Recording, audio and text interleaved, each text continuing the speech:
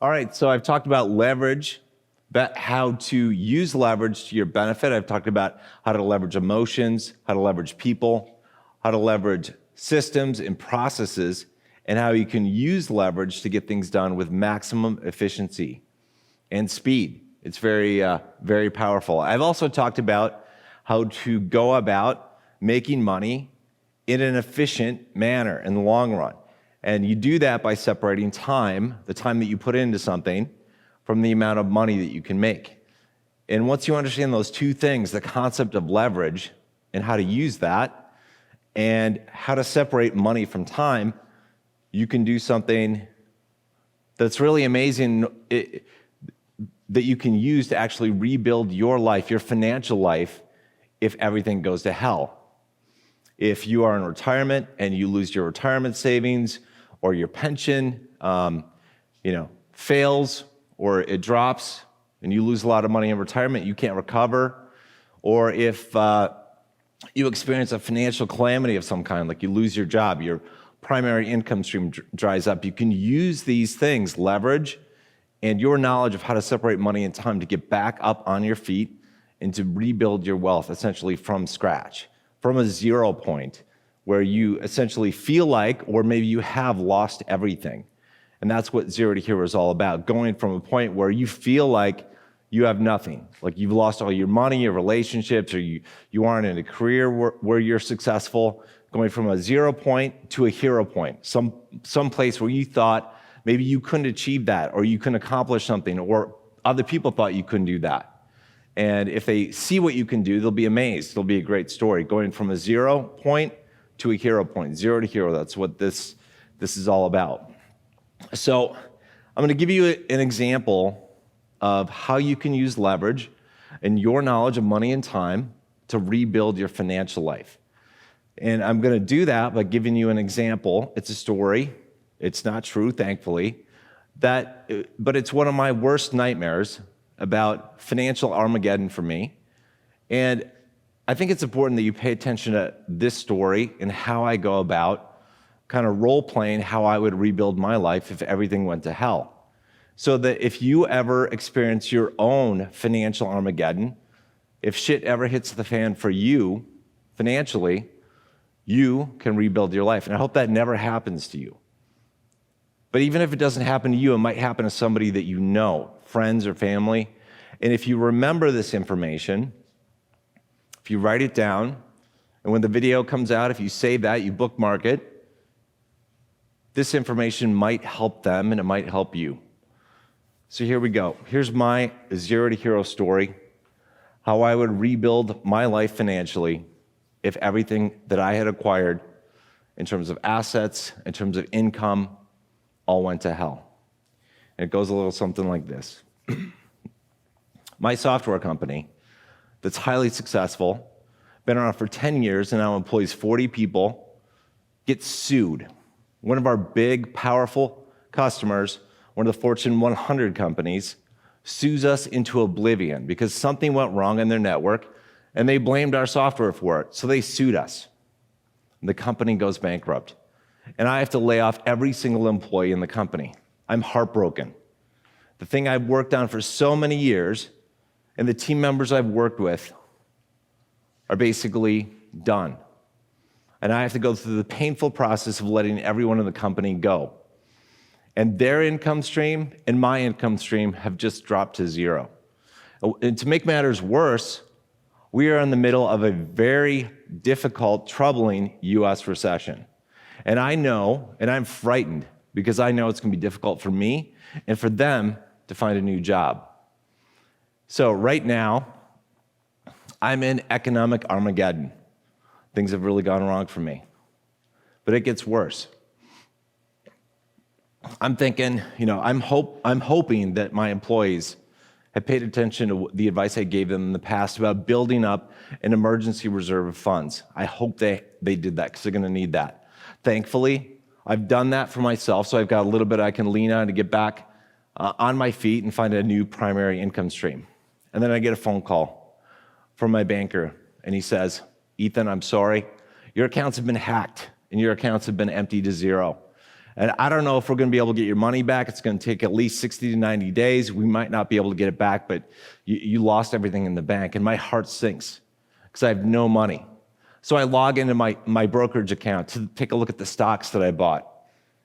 And because we've been in a recession, those companies have gone bankrupt. My stock is worth at zero. I have nothing left in my stock portfolio. It's not worth anything. Check my cryptocurrency. Somebody hacked my wallet, and I don't have anything left. I am really screwed at this point. I'm panicking. My heart's beating. Shit has gotten really real for me right now. But it doesn't end there. It keeps getting worse.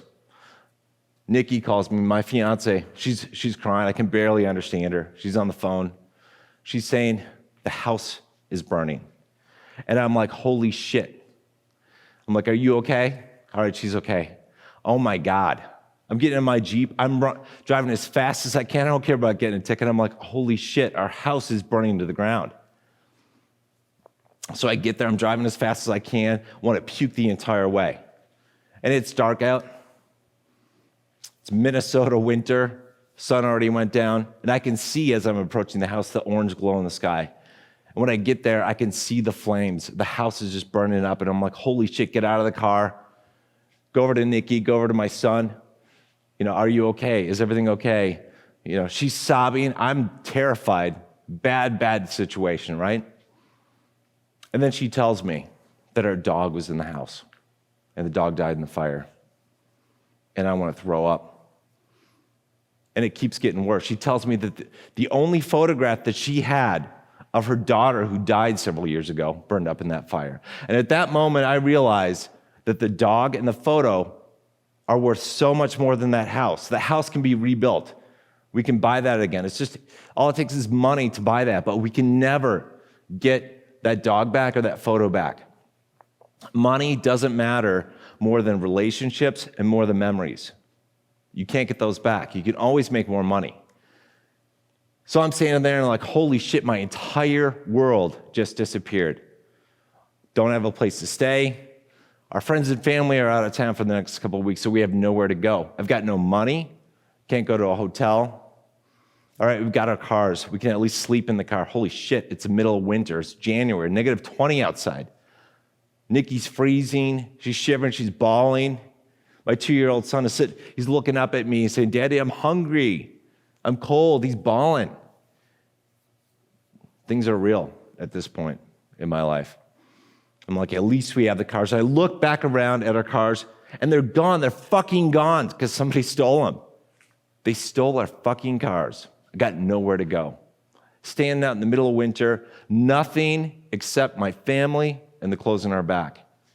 I don't know what the hell I'm going to do. That is a 0 point right there. I've lost everything that I had worked for and that I had accumulated financially. All my possessions are gone.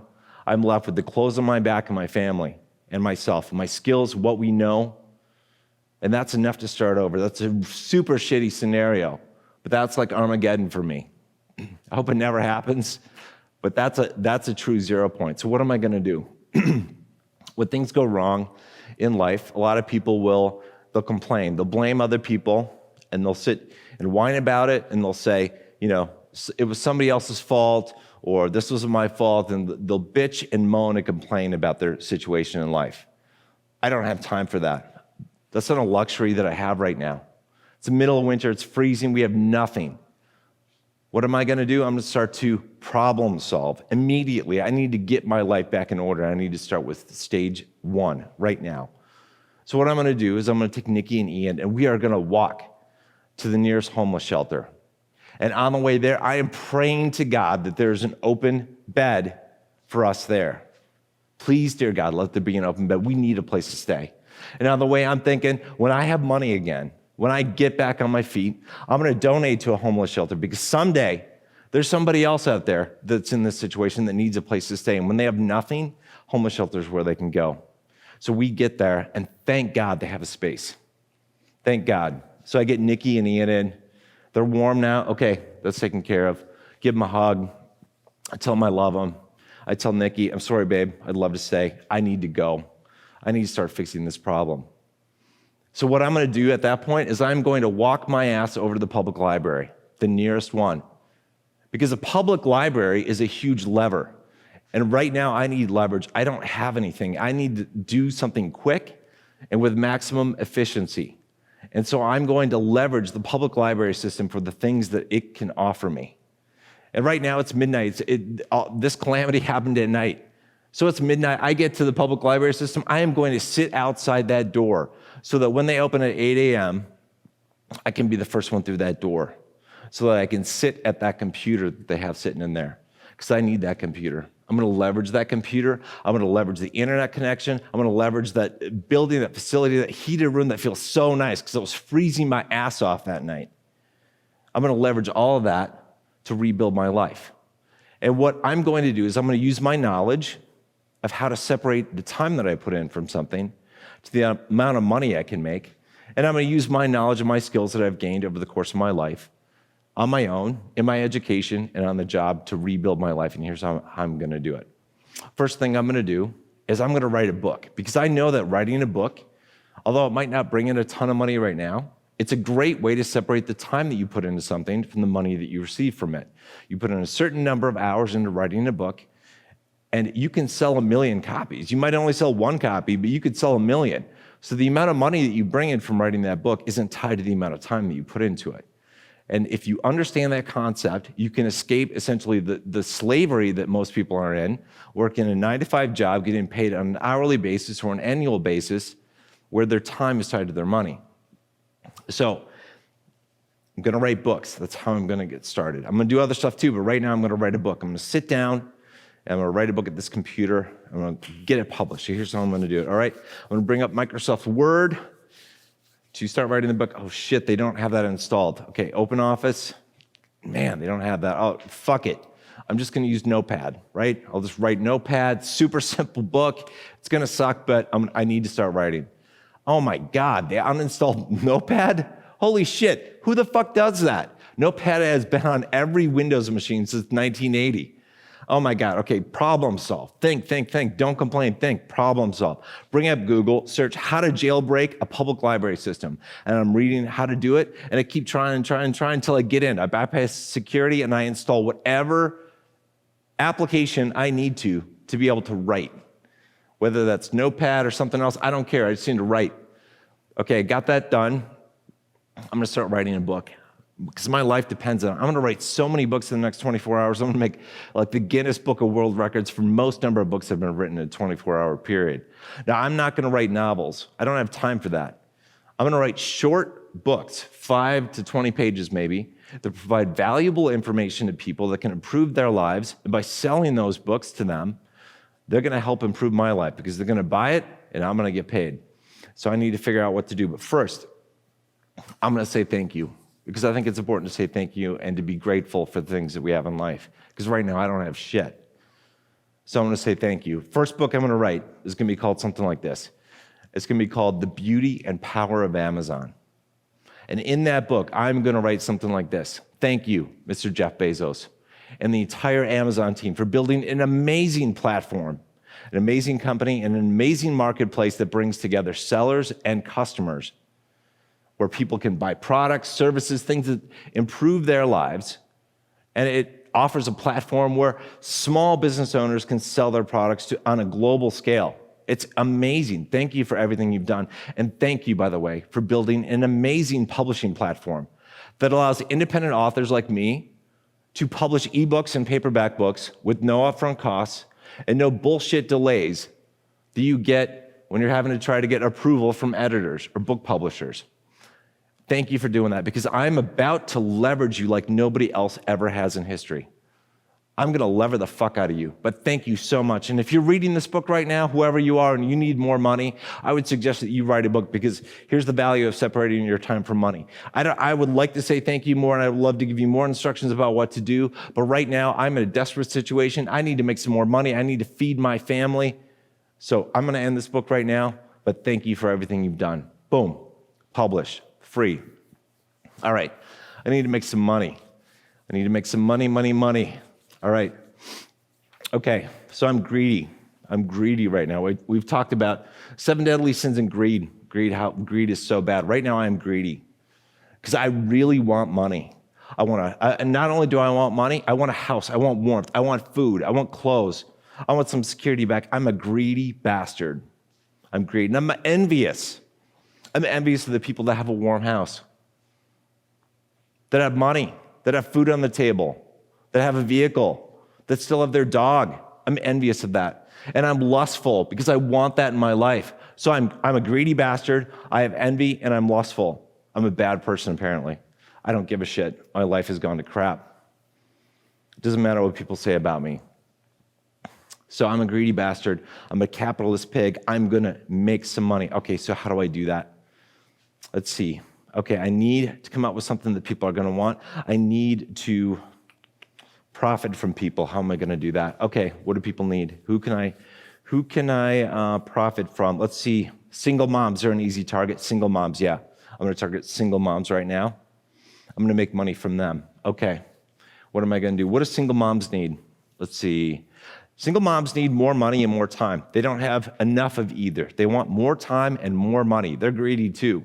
So I'm going to write a book. Let's call it 5 Easy Peasy Ways for Single Moms to Make More Money. And in that book, it's going to be 5 to 20 pages. I'm going to say, here's how to do it. Here's the value of doing it. And here are the easy steps to go ahead and make more money. And by writing that book, I'm going to improve their life, make it easier for them to make more money, improve their standard of living, and allow them to get things done more efficiently and more quickly. They're going to get more money and more time. I just help them.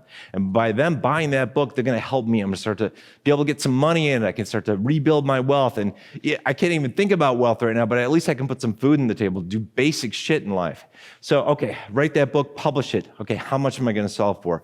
Single moms don't have a lot of money, so 99 cents. Boom. Okay, done. I'm gonna start writing my next book about different topics that people are interested in. I'm gonna take all the knowledge, all the things I've learned on the job and through my own learning in life. I'm gonna write books. I'm gonna write books on things you need to do to secure your retirement, how to invest in cryptocurrency, how to diversify your investments in the stock market, how to build an emergency fund, how to appreciate the things in life that I wish I fucking had right now because I don't have them. I'm gonna write all these useful books quickly. I'm going to write so many books in a 24-hour period, I'm going to get some kind of award later. Because right now, I don't have time to think about that kind of shit. I need to make money. I need to get things done. So I'm going to write a bunch of books, and I know the power of writing books, that I'm going to put in a certain number of hours to write a book, and the amount of money that that book can bring me in the future is not tied to the number of hours that I put in. That's great. That's an efficient way to make money, but I also need money right away because my family is starving. I need to go to McDonald's or Subway, wherever it is that I can get some cheap food to feed them. So I need some money. So I got to problem solve that right now. So maybe, here's what I'm going to do. I got 2 different options. I might need to use them both. One, I might need to go out. I might need to, holy shit, this is humiliating. I'm going to have to go out and stand at the street corner, at the stoplight, and hold up a sign if I can fucking find a marker and cardboard to have a sign that says, I don't have anything. Could you lend me $1? Could you give me a fucking $1? What a humiliating experience. And I'm going to think, holy shit, all those times that I passed people who were standing at the street corner who wanted $5 or $1. And I didn't give it to them because I thought, well, maybe they're on drugs. Maybe, they're scamming somebody. I mean, who gives a shit? At that point, what did $1 mean to me? But I tell you what, now, my situation right now, $1 means a hell of a lot. So I'm going to think about that. Maybe I shouldn't judge people too much. Maybe I shouldn't give a shit about $1. When I have money, I should give it to somebody. Even if they're scamming, they might actually need it because I don't know their situation. But right now, I know I need $1. I know I need 5. It would change my life immensely. To go from $0 to $1 is huge. All right, I might need to do that. Probably tonight I'll do that. But I'm also going to utilize the skills that I've learned in my career, things I've learned on my own, and I'm going to talk to the library people. I'm going to say, hey, do you have any job openings? I'm really good at computers. I know security breach on your system because I was able to get in and install some software. I had to reinstall an application to write books. I can help you with this. I can manage your workstations, manage your servers. I can do techie stuff. I'll file books. I will mop the floor, clean the bathrooms, whatever I need to do. I will do it. And if you don't believe I can do it, I'll do it for free for a couple days. And then you got to pay me something eventually. I'll take minimum wage. Minimum wage. $4 an hour, $6 an hour. I don't care what it is. Minimum wage. I will take it. I know that minimum wage is not a long-term option for me career-wise, but it's a way to get started. It's a way to get some food on the table and to launch me into a better place financially. So I'm going to start doing that because I can make some money. Doing that, I know that in a week or two, I'm going to get a paycheck. Holy shit. Some immediate money that I can use to go to Subway, McDonald's, whatever, get some food because we need some food. So I'm utilizing 3 different methods. One, I'm having a beg, which I don't want to ever have to do that again. I never want to beg, but I'm going to donate to people who need help. Maybe they don't need it. I don't care. I'm going to give it to them. 2, I'm generating money quickly by getting a job. So that's fast money. Third way is maximum leverage of money. It's the best way to build money, a stream of income over the long term, and that's by writing books or some other method that leverages methods from separating time from money. So 3 different methods. So I'm going to keep writing books. I'm going to keep working at the public library. And okay, life is getting better. I'm starting, the money from the books is starting to come in slowly, like $1 a week and then $10 a week and a little bit more as I write more books. And as it gets more coverage, more people find it. They recommend it to people. I'm starting to make a little bit more money. Okay, I can start to breathe a little bit. A little bit of money's coming in. I was able to move my family, thank God, out of the homeless shelter into what I used to think was a shitty trailer or a shitty small 1-bedroom apartment. But I am so grateful for that right now because I moved from a homeless shelter to something that I can call my own. And I can keep my family warm, and I can put food on the table. We don't have a table right now, but we're going to get a table next week because I keep making money. And I'm rebuilding my life from zero, one step at a time, using the skills that I know, using the power of leverage and the power of separating your time from money and your skill set. I'm using that. So as that builds up, as I bring in money from my books, I'm going to write books like nobody else ever has, and I'm going to do the best damn job anybody could ever do at the public library, helping you file books, clean the bathrooms, or work on their computers, whatever it is I need to do to make some money on an hourly basis so I can feed my family. And after a while, I'll be able to relax a little bit. Life is going to get better. Out of that immediate crisis mode when I had lost everything. And using those methodologies, I'll be able to get better and better jobs. I'll get a job that pays more. Maybe the public library can't pay a whole lot. I'll move my way through different jobs and I'll get a better paying job. And I'm going to keep writing books. Maybe I'll get sick of writing books, but I'll utilize other methods where I can make money in a manner that separates the time I put in from the amount of money I can get. But I'm still going to write one more book. One more book.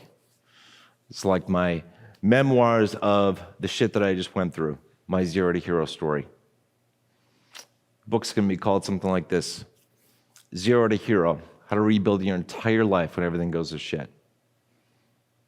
That's how you do it. That's a basic blueprint from starting from zero. When you experience financial calamity, whether it's in retirement, you lose all your retirement savings, your pension fund goes bust, your accounts get hacked, all the investments you have go to hell, you lose your job. Whatever the level of financial calamity is that you experience, you can recover from it if you understand the principles of leverage and time-money separation. Everybody knows how to get a job, and that's easy money. Easy in terms of immediate money, right? You put in a certain number of hours, you're going to get paid for those hours that you put in.